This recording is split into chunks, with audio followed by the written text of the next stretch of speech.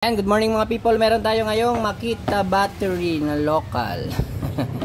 So yan, sa impact wrench to. Try natin sa drill kung gagana.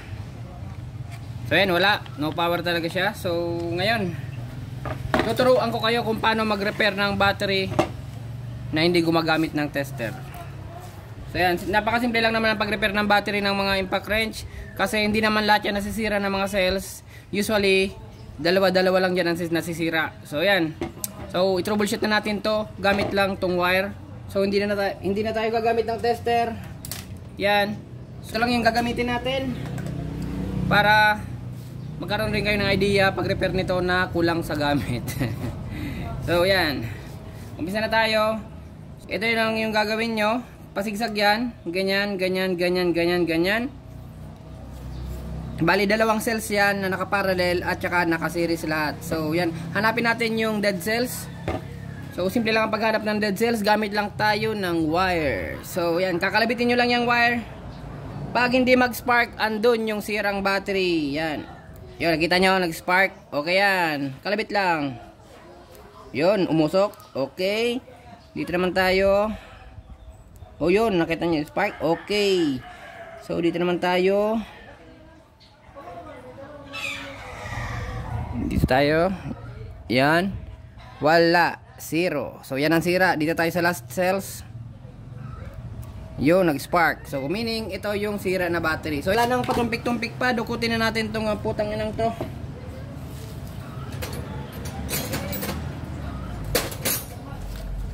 So yan, dukutin natin yan.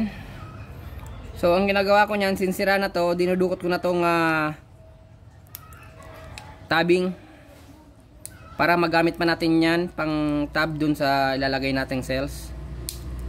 Yan.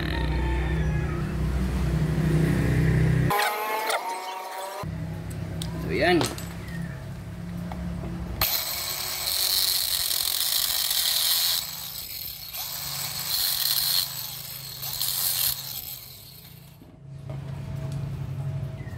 So yan, dukot-dukot lang.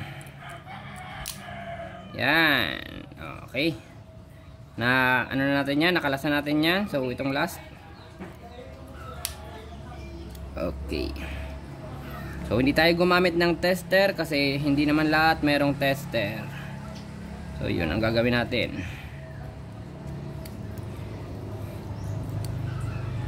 Kasi sa pagre-repair ng ganito, hindi nyo naman kailangan talaga ng tester. Kung ang ipapalit yung battery, eh gamit na rin naman.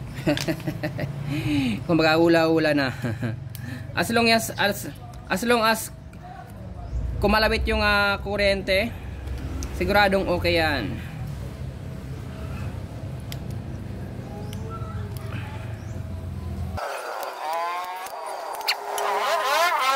Yan, tanggalin natin. So ang gagawin natin is kakalkagin natin tong mga harang dito para malabas yung cells. Kumbaga dudukutin lang natin siya. Ito yung pinakamadaling proseso kasi hindi na natin babaklasin lahat ng itong case. So kung masipag kayo at meron naman kayong spot welder, iwalay-iwalay nyo na lahat. Eh wala akong spot welder eh. So yan na. Lalabas na natin. Yan. Tsaka yan. Ingat lang kayo kasi napakatulis nung tanginang to. Yun. Kaya sigurado sira na to. So sasalpak tayo dito ng okay pa na cells. Okay. So ang gagawin natin is gagasgasan natin yung ibabaw para madali lang yung pag-solder natin mamaya.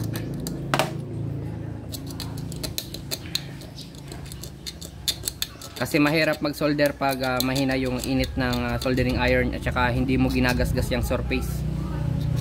So yan. Yung.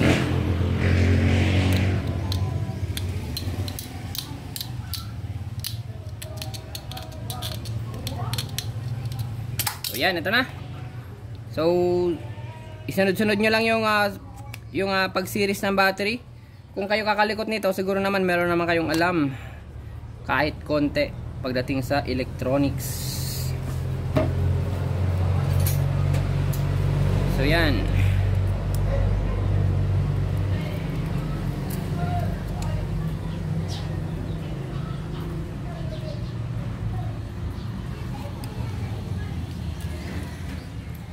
Yan, ay di ayos nyo lang yan. Tsaka ibalik nyo doon. Yan. Kuha kayo ng basahan pag naglalagay kayo sa metal, kung mesa nyo metal, kasi mag short circuit yung putang inang yan. So yan, isolder na natin.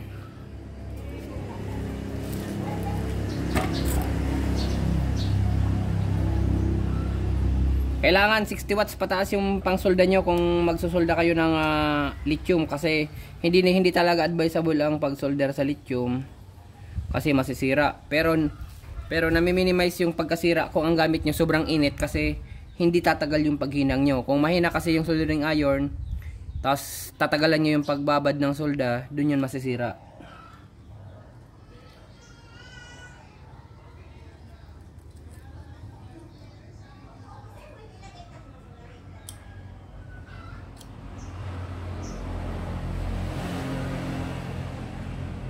Tulad nga nito, kahit ito na nga, mahina pa rin.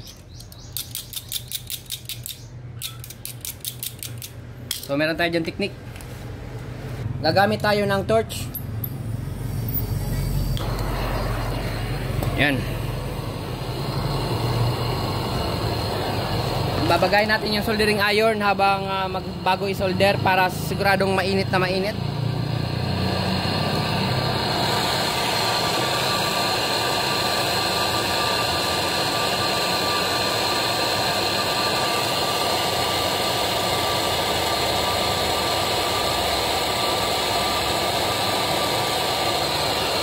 Yan, kung makikita nyo, ang bilis lang.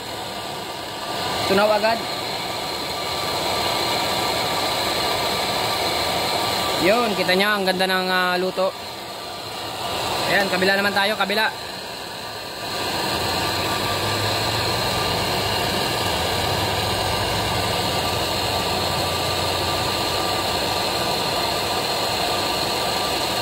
Yun, kita nyo, ang bilis lang.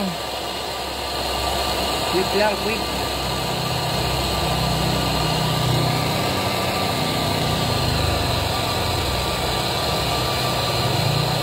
Yun. Iglap lang, iglap.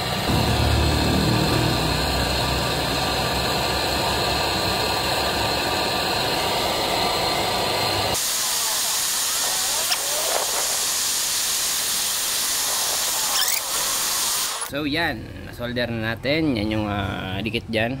So hindi yan matagal kasi ginamitan natin ng Hokage technique. So yan, testing na tayo sa drill. So pang impact wrench to, kaso dito natin testing sa drill.